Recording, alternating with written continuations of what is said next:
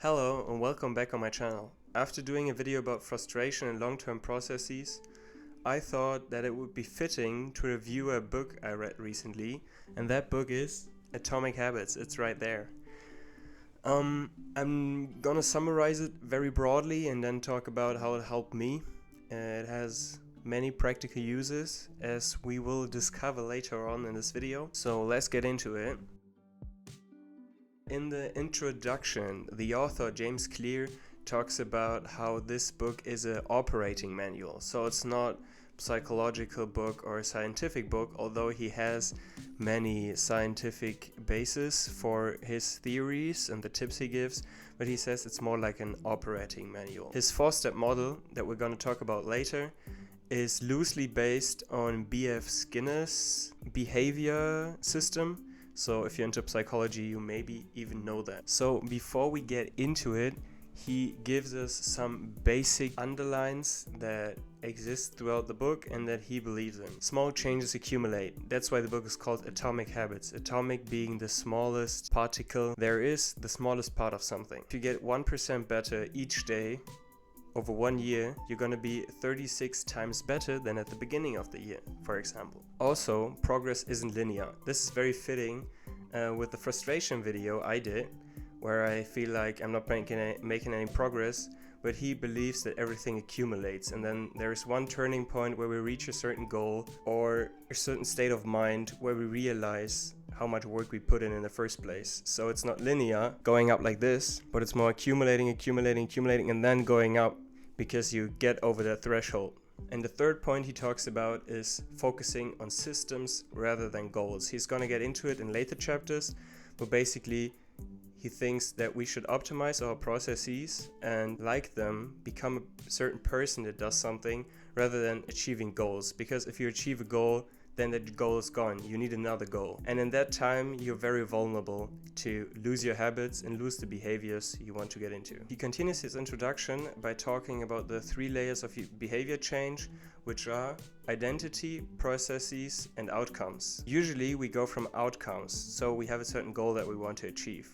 We rarely think about the processes. We think about from the standpoint of, oh, what do I want to reach? Which outcome do I want? And which processes do I need, which seem to be successful, or which will get me to my goal. And we almost never look at our identity. So what kind of person are we? He says it's way more sustainable to go from identity to outcomes, because if you're a person, a certain kind of person to do something, then you're just gonna get there eventually to your goal, because you do the things that go in that direction anyway, and you have this inner belief in yourself that pushes you forward.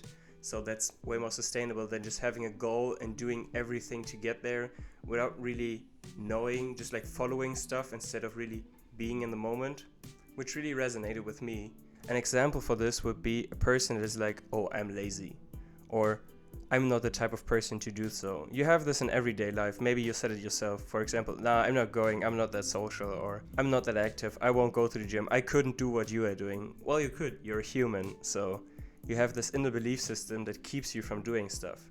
But you can take this and instrument it in a way that you can use it for the things you want to achieve. And now we're getting to the last part of the introduction, and we're getting into the thick of it. So his 4-step process of behavior. Let's get into it.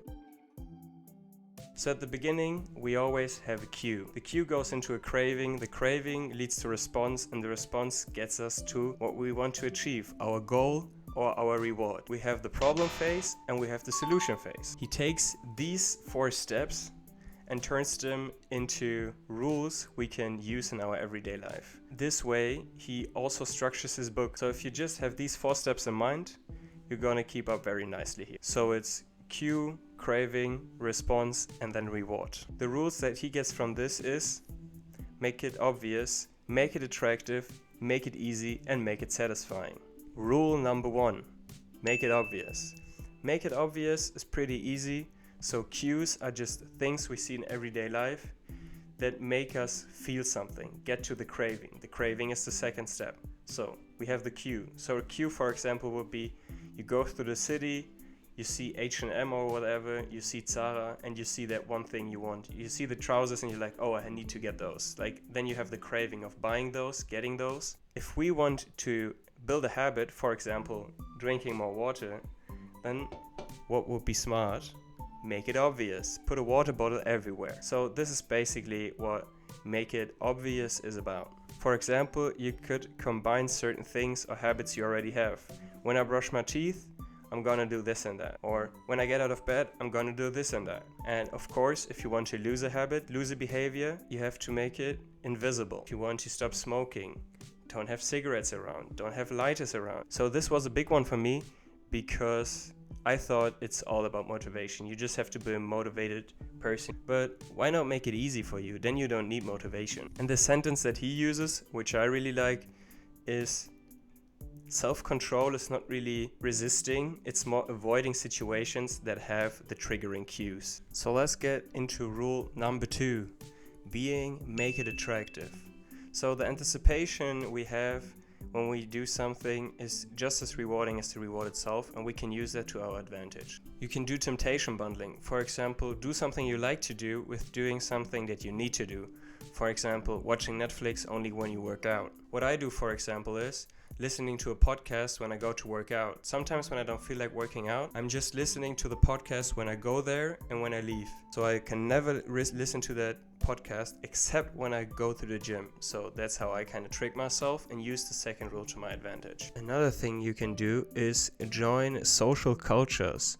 So join some people where the thing you want to achieve is normal, the behavior is normal, and join people you already have something in common with. So for example, people who enjoy the same books could go to the gym together. Or if you both like motorcycles, whatever, maybe you can go together and learn because you already have a connection there. Rule number 3 is very similar to rule number 1. It's all about reducing friction and making it just easier to do the things you want to do. For example, always have your workout clothes ready, or don't do as big increments. So just do like 1 sit-up a day.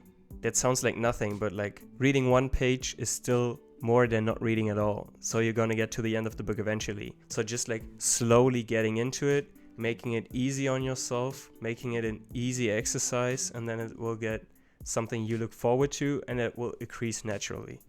That's basically everything that rule number 3 is about.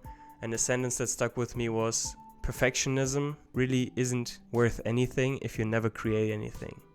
So let's get to rule number 4, our last rule, and that is make it satisfying. One might think that rewards are always satisfying, but that's not really the case because there is a problem with our brains. It's not really a problem, it's just that it's very old. We have an old brain and live in a modern society. Back in the day, it was easier to look at short-term goals, so say, okay, I need food, I need a partner now, I need safety now, I need this and that, I need shelter. But we live in a world where it's not that easy, where you have to plan, where you have long-term goals, and where it takes time to reach what you want to reach. You have to kind of trick yourself. For example, through streaks, just like make a cross on your calendar every day you do the thing you want to do, because that can be very motivating. See the progress you made. For example, me, I started writing this journal, and sometimes when I feel demotivated, I just scroll through it and see all the pages I already wrote. And that keeps me going. That was all about the loss, so let's look at my personal takeaways I had and what stuck with me very much. So one thing that helped me was that we shouldn't expect sudden success and like very big success. It's all about staying on your grind, loving the progress, working on your processes, trying to improve the things you do, and the things you do, if you love them, they'll take you to your goal. So just fall in love with the process basically. He talked to a professional weightlifting coach and he said what makes people great is them showing up when they are bored. So there is this point where even if you love something to death, it's just boring work.